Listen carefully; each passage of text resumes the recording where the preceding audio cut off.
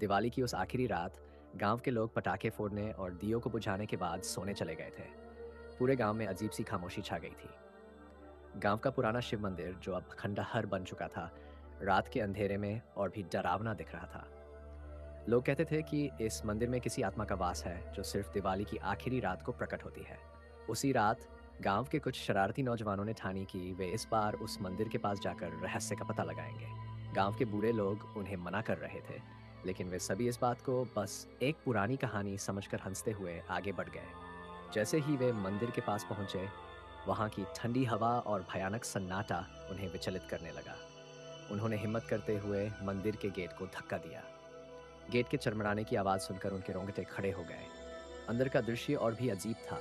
वहां पर पुराने दिए जल रहे थे, जिनकी रोशनी हल्की-हल्की चमक रही थी, मानो किसी अदृश्य शक्ति ने उन्हें अभी-अभी जलाया हो। जैसे ही वे अंदर कदम बढ़ाते गए, वह अचानक मंदिर के गर्भगृह से एक हल्की हंसी सुनाई दी। वे सभी सहम गए, पर फिर भी आगे बढ़ते रहे। तभी अचानक एक धुंधली सी आकृति सामने आई, जिसका चेहरा धुएं की तरह दिखता था और आंखें जलती अंगारों जैसी थी। वह आकृति धीमे-धीमे उन नौजवानों की ओर बढ़ने लगी। डर के मारे उनकी चीखें निकल पड़ी, पर किसी की आवाज़ बाहर नहीं जा रही थी। उनमें से एक लड़का, जिसने अपनी दादी से इस आत्मा के बारे में सुना था, याद आया कि उसे शांत करने के लिए एक मंत्र है। उसने कांपते हुए वह मंत्र दोहराना शुरू किया और धीरे-धीरे आकृति की गति धीमी हो गई।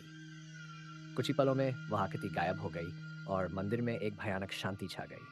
सभी लड़के भागते हुए गांव लौटे और कभी उस मंदिर के पास नहीं गए।